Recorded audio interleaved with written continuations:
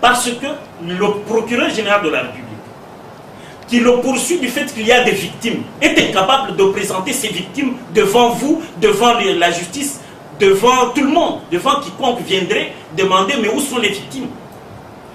Depuis décembre 2012, il a introduit une requête en inconstitutionnalité devant la Cour suprême de justice et ce dossier est sur la table, sur le bureau du procureur général de la République pour avis avant son retour en plénière devant la Cour suprême de justice, toutes sections réunies pour statuer sur le bien fondé de la requête en inconstitutionnalité des poursuites engagées par le PGR contre un député national avant d'en référer à l'Assemblée nationale pour que les poursuites soient engagées. Mais le PGR avait déjà engagé les poursuites avant d'obtenir l'autorisation de l'Assemblée nationale. Et contre cette façon d'agir, cette procédure tout à fait irrégulière, abusive du procureur général de la République, l'honorable Diony avait saisi la Cour suprême en inconstitutionnalité de ces actes posés par le procureur général de la République. Curieusement, c'est pour le même dossier et au regard des mêmes poursuites pénales que le PGR a cautionné l'enlèvement doublé de torture parce que l'honorable a été tabassé devant ses employés dans cet hôtel par le colonel Kanyama et sa suite.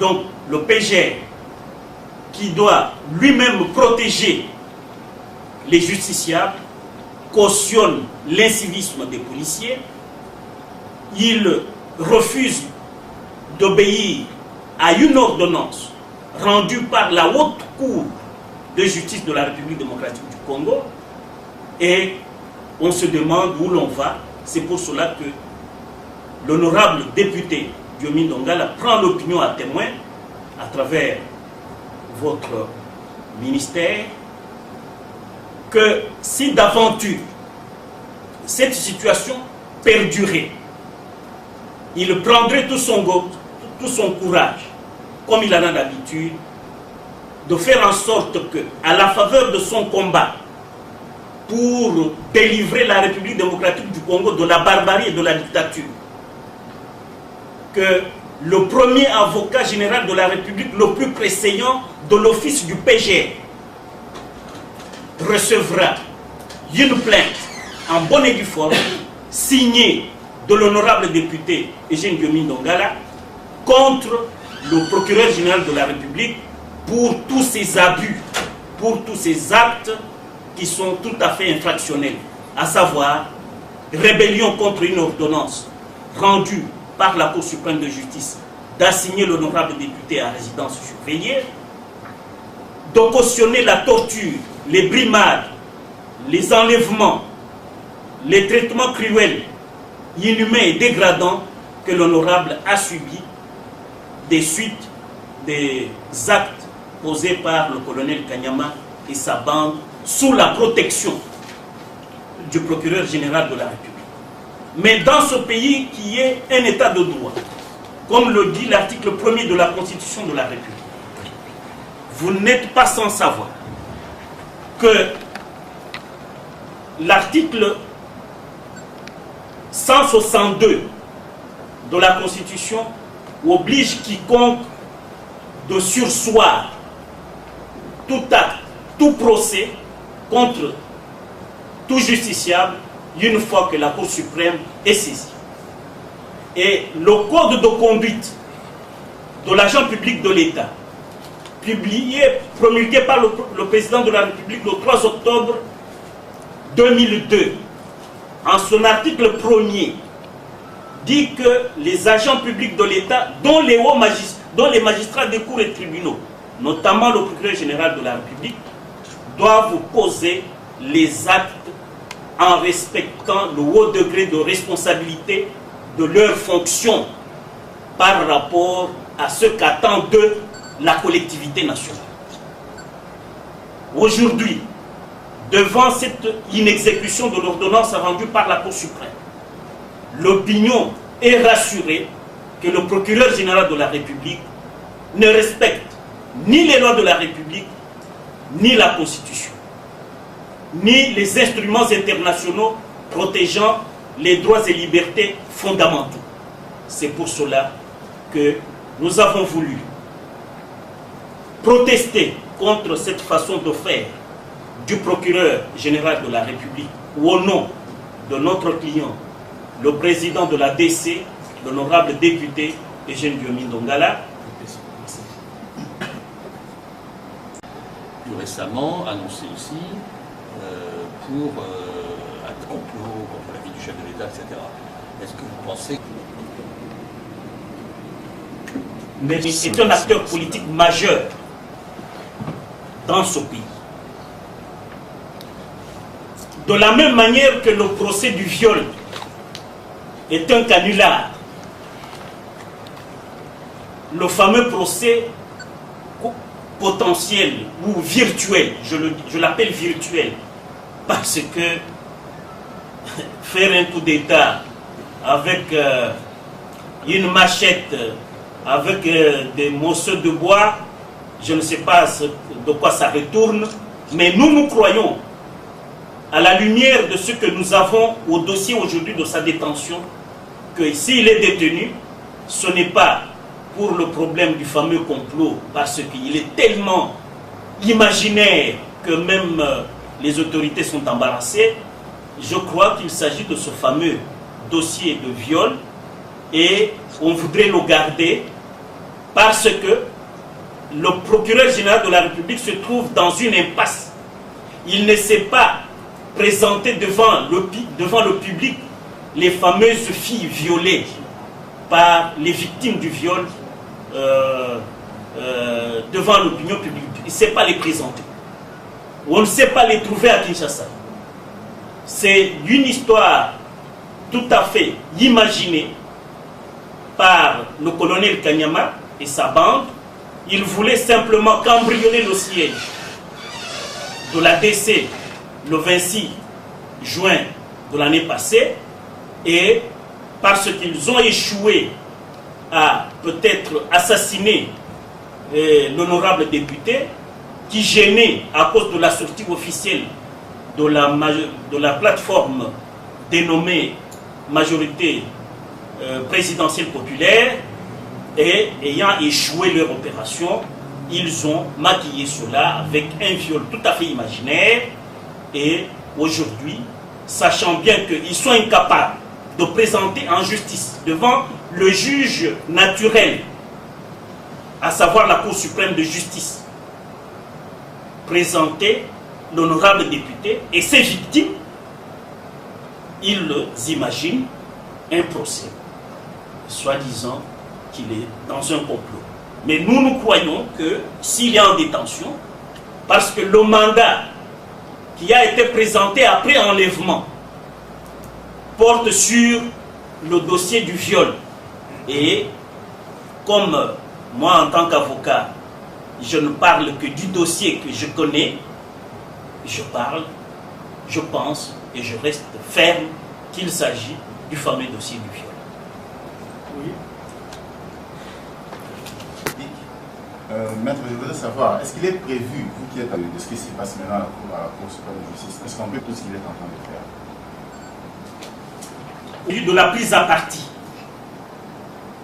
Lorsque le déni de justice, le code de procédure devant la Cour suprême prévoit aux articles 58, 59 et suivants la procédure de prise à partie pour déni de justice. Mais par-delà cette procédure,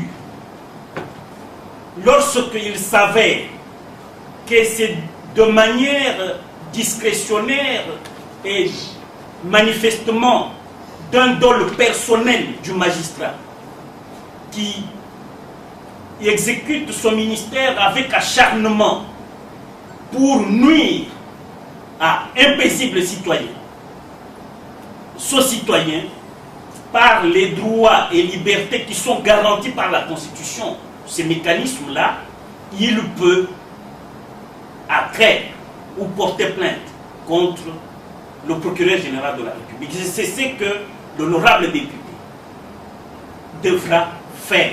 Et il vous le promet, si d'aventure le procureur général de la République n'exécute pas fidèlement l'ordonnance rendue par la Cour suprême de justice, parce qu'il se met en flagrant délit de rébellion contre une décision garantissant les droits à un particulier, qui vous explique tout ce que j'ai vu.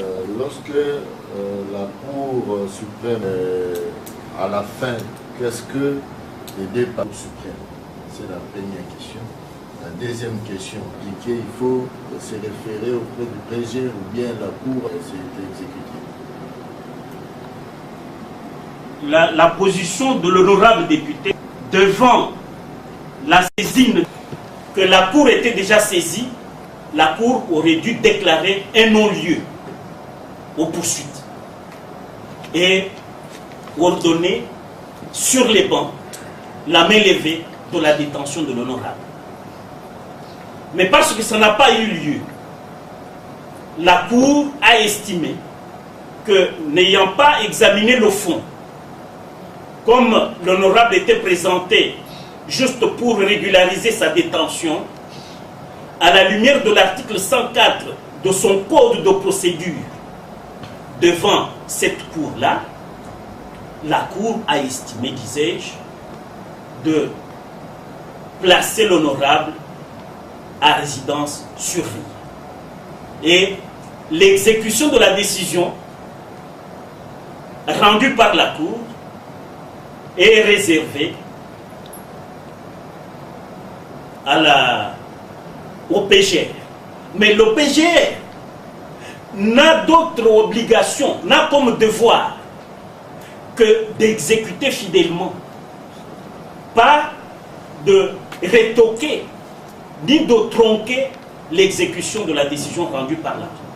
Et ça rentre, je vais vous lire un document, un petit texte, ça rentre dans le prescrit des articles 1er, 5 et 6 du Code de conduite de l'agent public de l'État, promulgué par le président de la République le 3 octobre 2002. Et ce code s'inspirait de notre code de conduite, qui lui est une dérivée de la résolution 34/169 du 17 décembre 1979, adoptée par l'Assemblée générale des Nations Unies, et dont l'article 1er dit ceci: pour les responsables de l'application des lois, ils doivent s'acquitter en tout temps du devoir que leur impose la loi, en servant la collectivité et en protégeant toutes les personnes contre les actes illégaux, conformément au haut degré de responsabilité qu'exige leur profession. Procureur général de la République. Et si d'aventure ce dernier persiste, promet de signer et déposer une plainte, et pas au-dessus de la loi. Tout le monde, fut-il procureur général de la République. Pensez-vous que cette plainte-là aura un gain de Makala? Comme je viens de vous lire ici, à l'autorité de la loi, il ne faudrait se dérobe de cette responsabilité parce que auditionner et poursuivre un procureur général de la République. À la communauté nationale, et de leur serment surtout, qui est un serment promissoire d'une ordonnance sortie d'une chambre de conseil. C'est ainsi qu'on oblige aux juges, lorsqu'ils prennent cette affaire en délibéré, de rendre aussi la décision dans les 24 heures. Et son exécution est soit immédiate, soit au plus tard 24 heures.